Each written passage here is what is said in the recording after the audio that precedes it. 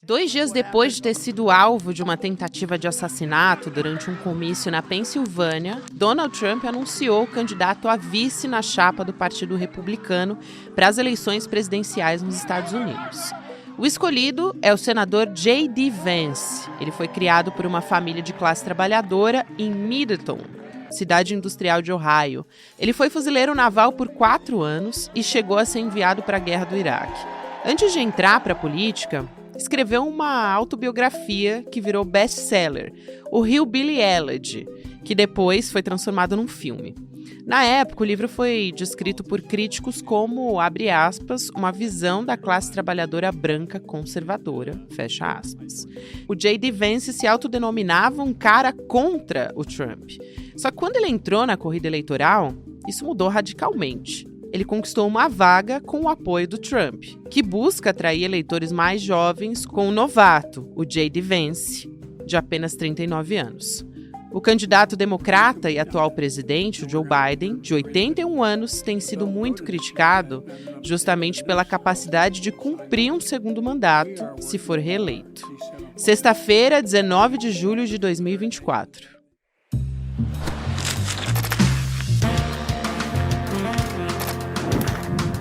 seja muito bem-vindo, seja muito bem-vinda. Eu sou a Gabriela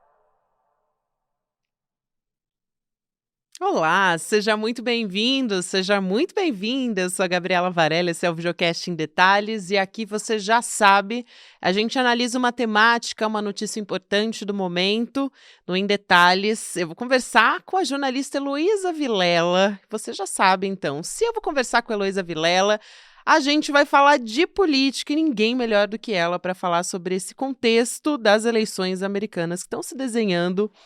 Elô, a gente vai conversar sobre um personagem novo que surgiu nessa história, né? Bem-vinda mais uma vez. Dia difícil e semanas e meses complicados aí à frente para a campanha do Joe Biden, né? E agora piorou com a escolha do candidato para vice do Donald Trump. Pois é, a gente teve o atentado contra o Trump no final de semana, logo depois ele anunciou o candidato a vice na chapa dele, que é o J.D. Vance, de Ohio, que é um senador. Eu vou começar te perguntando quem é, para a gente dar uma resumida nessa história. Depois a gente pode falar um pouco sobre o primeiro discurso, porque ele já fez o primeiro discurso, que já deu ali uma tônica do que ele vai defender, de quem que é esse cara que vai estar ao lado do Donald Trump. Mas vamos começar, quem é o J.D. Vance nessa história? Ok, vamos lá. Ele tem 39 anos, portanto, é o candidato a vice mais jovem desde a era Nixon, para você ter uma ideia.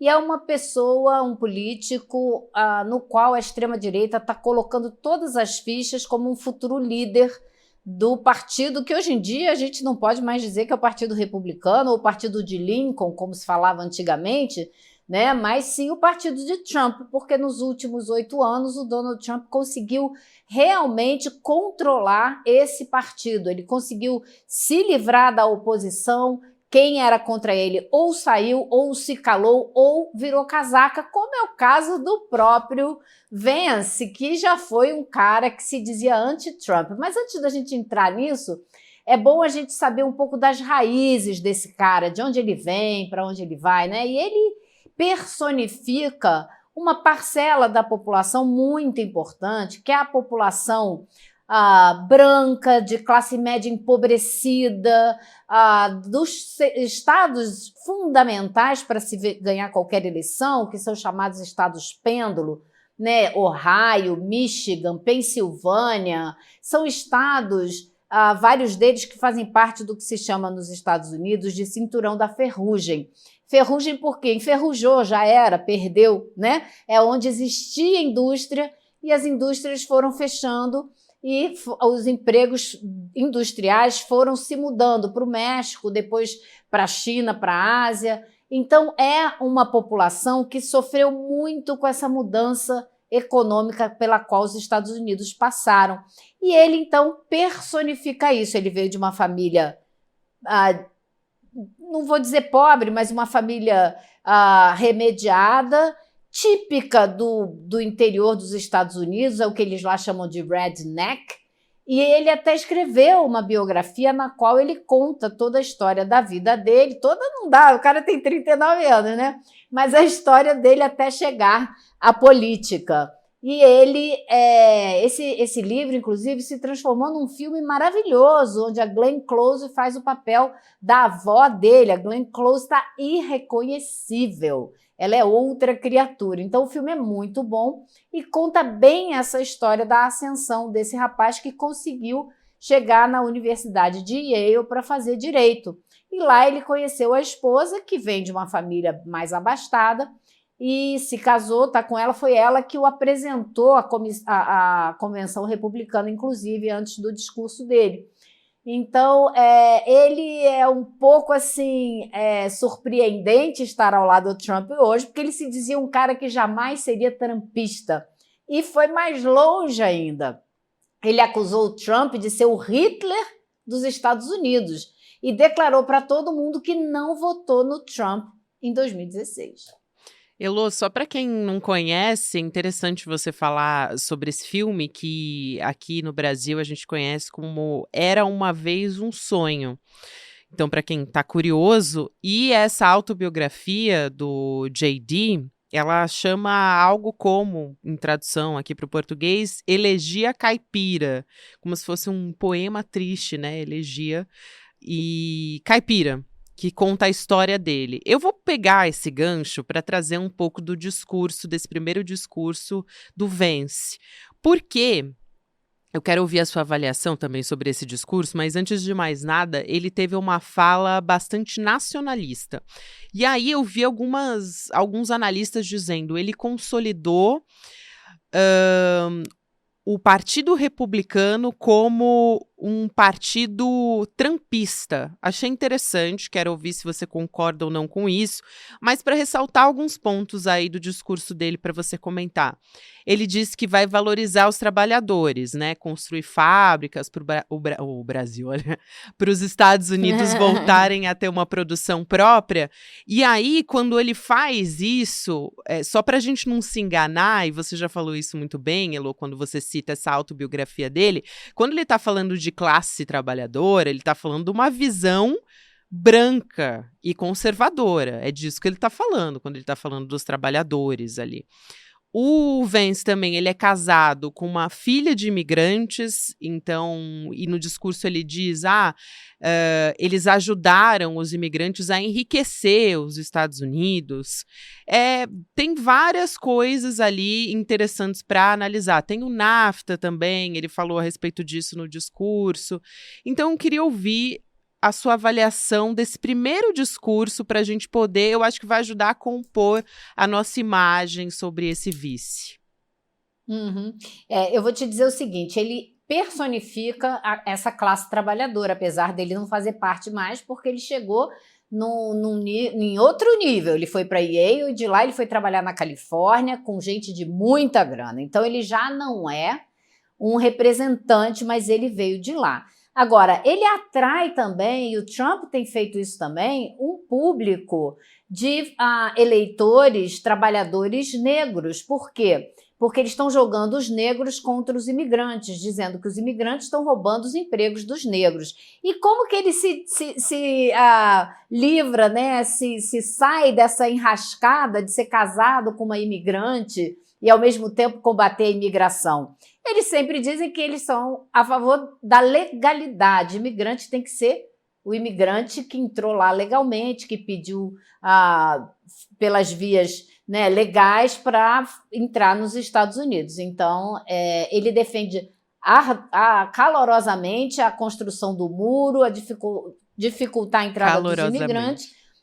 Calorosamente. E agora, tem uma outra coisa, né? Quando você diz que ele solidificou o partido do Trump, né? Eles tomaram conta do Partido Republicano e transformaram o Partido Republicano num novo partido.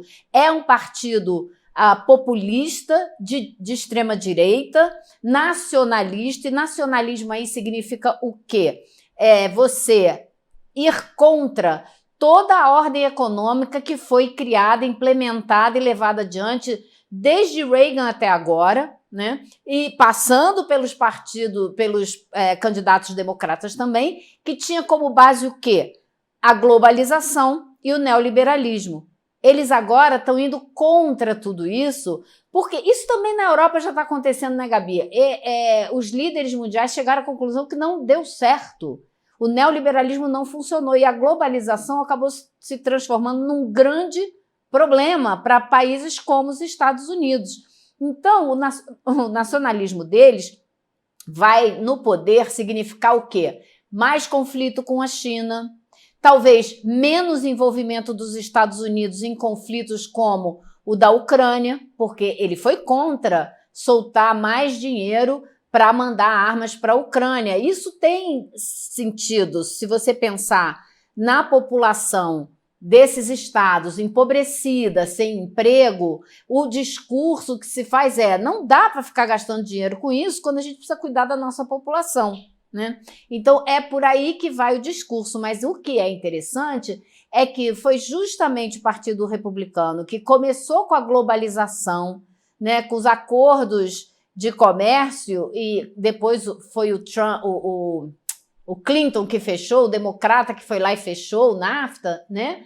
Mas eles agora são contra, porque eles precisam apelar para essa base de eleitores que está numa situação super difícil. Então, é isso que explica, e é assim mais ou menos que a gente pode definir esse novo populismo nacionalista de extrema-direita, porque tem na agenda cultural, como eles chamam, que a gente aqui diria, não sei, acho que identitária, ou dos direitos das mulheres e tal, eles são super mais do que conservadores, né? Eles chamavam o aborto, por exemplo, de um assassinato, em qualquer condição que fosse, né? A mãe correndo o risco de morrer, menina, o que seja, aborto ele tratava como assassinato. E é um assunto que eles já não estão nem falando muito, porque houve muita reação das mulheres nos Estados Unidos que foram para as ruas também, como a gente fez aqui, né? A reação foi muito rápida. Então, eles estão meio caladinhos nesse assunto aí, né? Não querem falar muito desse assunto, não. E lembrando que é um contexto totalmente diferente do nosso, né? Essa questão do aborto, apesar de que em 22 teve um retrocesso bastante grande. Na metade do ano de 2022, a Suprema Corte dos Estados Unidos derrubou essa proteção constitucional de direito ao aborto, mas ainda assim é muito diferente, a gente está muito atrasado em relação aos Estados Unidos nessa discussão, né, do aborto ainda, Elô. Qual que é a estratégia, Elô? Porque a partir do momento que ele escolhe o Vance para estar nessa posição, o Donald Trump, e depois de ter passado por esse atentado, ele está apostando também numa estratégia política bem específica, né?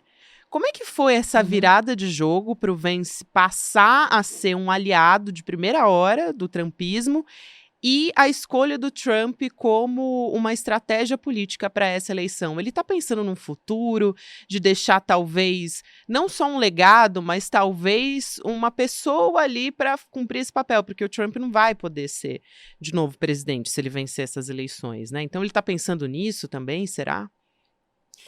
Gabi, eu acho que o Trump não pensa muito assim tão longe, não, sabe? O objetivo dele é aqui agora e ganhar essa eleição e ocupar a Casa Branca novamente, voltar ao poder. E ele sabe que para chegar lá, ele precisa vencer nos estados pêndulo, nos estados onde a gente nunca sabe para onde vai a eleição. E esses estados, um deles é o estado do Vance, é Ohio. E a história pessoal do Vance vai pegar muito bem nos demais estados pêndulo, sabe? Vai atrair muita gente. Ele não é muito conhecido, ele é um senador que passou só um ano no Congresso, um ano e pouco no Congresso. Ele não tem muito tempo, né, na política, o que o ajuda, porque aí você não tem muita coisa para criticar, né? Ele é muito novo, muito cru ainda, então você tem pouco o que falar dele. As pessoas devem conhecer mais a história do filme, que foi baseado no livro que ele escreveu, do que a própria trajetória política desse senador. Então, o Trump foi uma decisão, e tenho certeza que essa decisão já estava tomada muito antes do atentado que ele sofreu. A decisão é número de votos. Eu preciso vencer nesses estados pêndulo. E quem é que eu posso colocar na minha chapa que vai me ajudar a chegar lá? O que o Trump fez na primeira vez que ele foi eleito? Ele colocou na chapa dele um vice que era um evangélico e assim, profundamente ligado ao movimento evangélico nos Estados Unidos. E foi com ele que ele conseguiu vencer as eleições. E ele agora está fazendo a mesma coisa, vendo para onde está indo o vento político. Ele precisa de uma pessoa como o Vance para ganhar as eleições, porque são esses estados aí que vão definir o resultado. E eu tava pensando também, Elô, porque eu falei rapidinho do 6 de janeiro, ele não quer ter um Mike Pence de novo, né? Então tem que ser um aliado que vai estar ali com ele pro que der e vier. Inclusive o Vance já falou que teria tido uma atitude completamente diferente. Aquela história da fraude nas eleições, né? Que o Pence foi comedido e disse, olha, foi correto, na verdade, né? E o Vance não. Correto.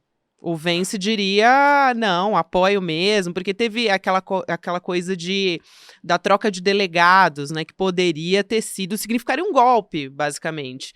E o Vance teria apoiado, o Pence não. Então, acho que o Trump também fez esse cálculo, né? Sabe, né? Assim, imagina um cara que tem pouco tempo na vida política, que já falou o que falou do Trump, agora tá na chapa.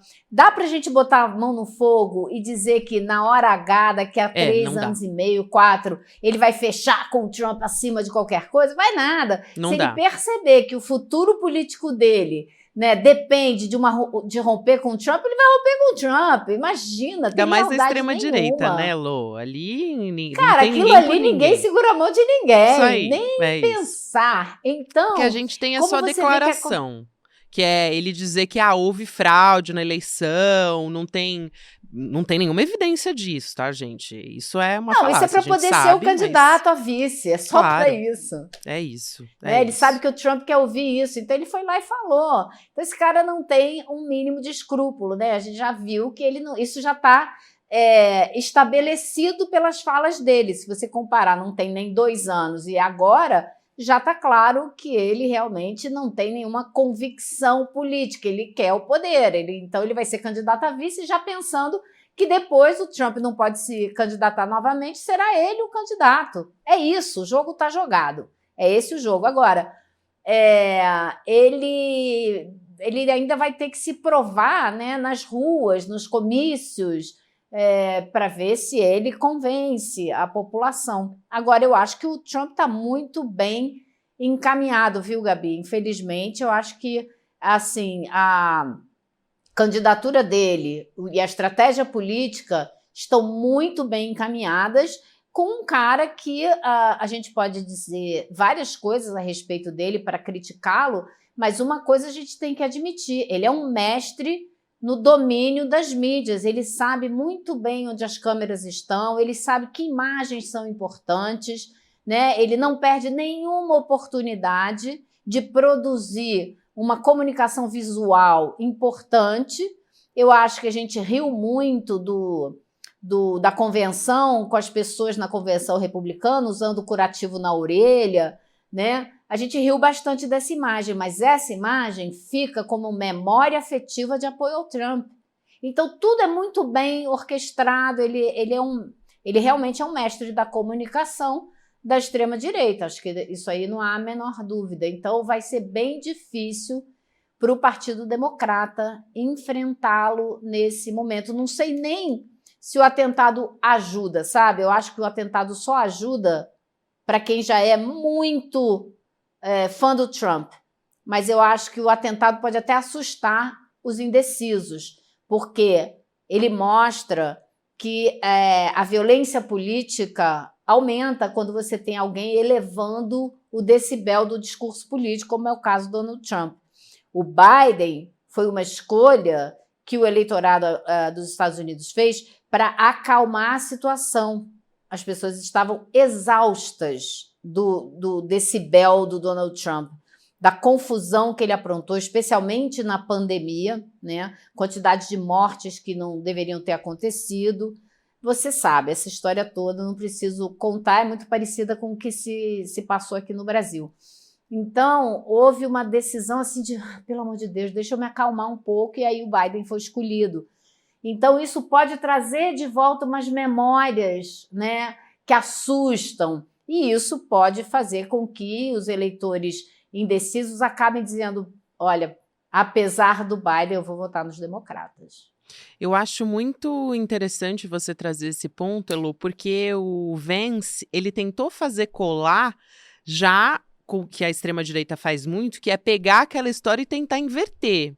Né, a gente vê o tempo inteiro isso acontecer aqui no Brasil com a família Bolsonaro. Então ele pegou e falou, na verdade, essa é a retórica de campanha do Joe Biden. Foi isso que influenciou, que levou diretamente à tentativa de assassinato do presidente Donald Trump, do ex-presidente, né, que ele chama de presidente Donald Trump, o Vance. Então ele já tenta inverter essa história, sendo que o Trump é a verdadeira ameaça contra a democracia, que foi uma ameaça concreta naquele 6 de janeiro, mas a gente sabe que esse é o discurso da extrema-direita.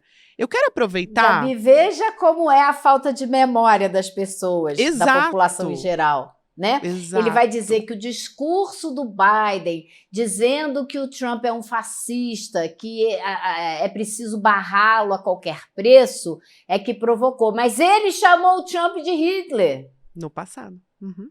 Né? Então, assim, o que se diz é que a campanha democrata vai usar isso, e espero que use, né? Porque se não usar, seria um absurdo, né? Seria, e é perder uma oportunidade que tá ali na cara deles, né? Tá quicando na cara deles. Eu te pergunto, duas coisas pra gente fechar. A primeira, o Vance, pelo que ele se mostrou até agora, e é isso, ele não tem também uma bagagem política até para ser criticado. Tem esse filme que até, de certa forma não, com certeza beneficia para quem vai... Ajuda muito a história. Ele é mais perigoso que o Donald Trump? Essa é uma pergunta. E a segunda pergunta é o Joe Biden, que é a grande incógnita dessa história.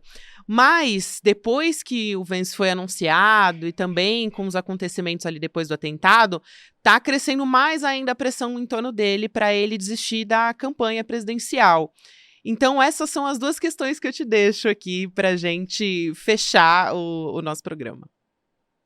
Olha, os perigos que Donald Trump impõe aos Estados Unidos e ao mundo são inenarráveis, né? A gente sabe que ele, uma vez de volta à Casa Branca, vai perseguir os inimigos, os opositores, e a extrema-direita brasileira vai ter muito dinheiro em caixa para fazer as suas propagandas, as suas mentiras, né? Difundir suas mentiras. Então, vai ser para a gente muito preocupante. Agora, eu acho que o Vance é uma continuação e é o futuro da extrema-direita dos Estados Unidos. A fundação das mais conservadoras dos Estados Unidos, a Heritage Foundation, disse com todas as letras, esse é o líder, a futura liderança dos Estados Unidos, falando do Vance. Então, ele será uma continuação do que já é o Donald Trump. Perigosíssimo, mais polido e com uma história pessoal mais defensável do que a história do Trump, que é um herdeiro, que é um homem de negócios que só causou problema, faliu várias vezes, tem uma vida pessoal desastrosa e por aí vai. Então, ele é mais perigoso nesse sentido. E o Biden, a gente pode a qualquer momento ouvir alguma notícia a respeito da situação da candidatura dele, que me parece insustentável nesse momento. Se você olhar, as grandes lideranças do Partido Democrata já conversaram com ele. Nancy Pelosi, apesar de ser idosa, telefonou, foi presidente da Câmara há muitos anos, é uma grande aliada de Joe Biden e telefonou para ele para mostrar os mapas eleitorais e botar no papel a impossibilidade dele vencer essa eleição.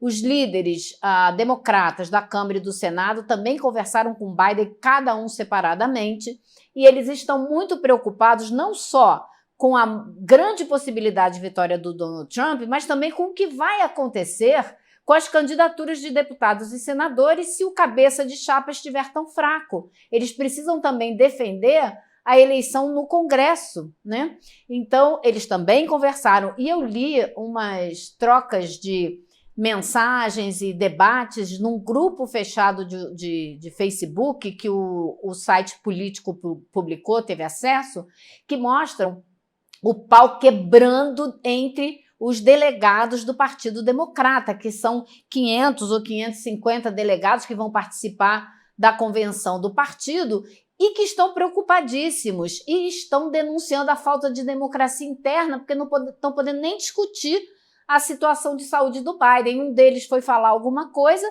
e a chefe lá do grupo, que é da campanha do Biden, disse: olha, eu vou deletar qualquer mensagem aqui a respeito da saúde do Biden, para você ver o grau de controle que a campanha do Biden está tentando exercer sobre essa discussão que está aberta, está aí para todo mundo ver, está sendo feita à vista, porque a imprensa está tendo acesso a muitas coisas. Então, assim, eu acho que a candidatura dele já é insustentável. O Washington Post diz que o próprio Barack Obama, conversando com gente próxima dele, disse que o caminho para Biden vencer se tornou muito mais apertado, ou seja, está muito mais difícil. Então, tudo indica que ele precisa... Agora, existe um respeito muito grande por ele, pela história política dele, por ser o presidente da República, e na visão da ala mais progressista do partido, ele foi o melhor presidente que o país já teve desde Franklin Delano Roosevelt, que fez todos os programas sociais que o país tem, porque ele voltou a fortalecer os sindicatos, ele brigou por políticas de distribuição de renda, de reindustrialização do país, enfim, ele tomou uma série de muito dedicado também ao problema do meio ambiente. Então, ele, assim, tem na bagagem e ele tem nesses 4 anos muito o que contar, mas ele aparentemente não está em condições de defender o próprio legado.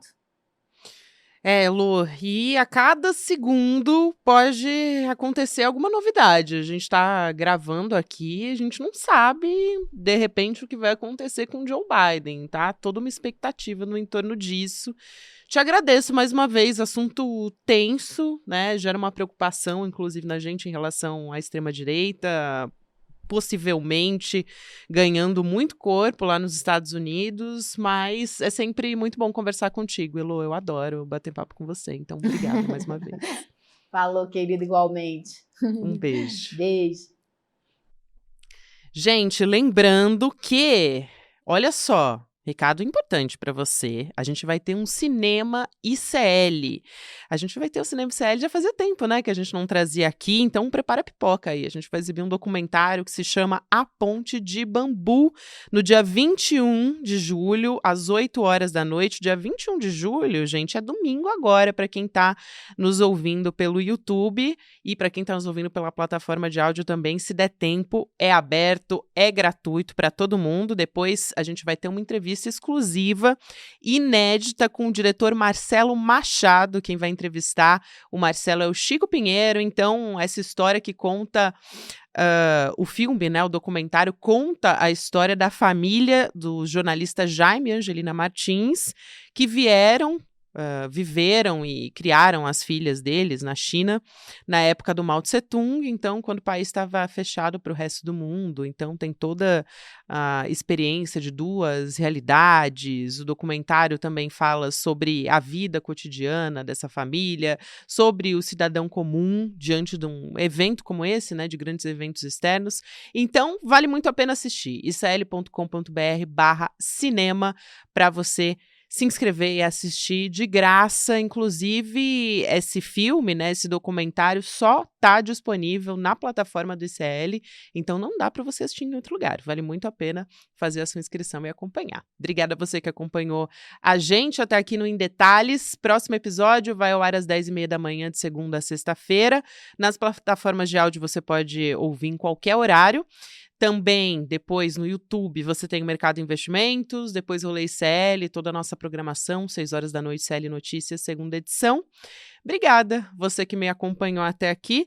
Lembrando, hoje é sexta-feira, então a gente só volta na segunda. Um beijo, até mais. Olá, eu estou aqui para te convidar para um mergulho na história da China e especialmente da Revolução Cultural importante de Mao Tse-tung. Só quem viveu sabe o que foi aquilo, que até hoje está a história coberta de enigmas e de mistérios. Mas uma família brasileira estava lá na China e enfrentou essa mudança. O documentário A Ponte de Bambu conta essa experiência da família brasileira ali na China. E a gente vai assistir junto com o diretor super premiado Marcelo Machado, que fez esse documentário. E vai trazer muitas informações impactantes, absolutamente novas para nós. A Ponte de Bambu, um mergulho nos tempos da Revolução Cultural da China de Mao Tse-tung. Você vai ver isso e muito mais aqui no ICL. Depois do filme, a entrevista com Marcelo Machado. Vai ser no dia 21 de julho, domingo, às 8 da noite. A gente conta isso para que você se sinta mais livre, mais dono da sua história, porque só o conhecimento liberta. E o nome do ICL é Instituto Conhecimento Liberta. Vamos atravessar para o conhecimento através da Ponte de Bambu. Eu espero você.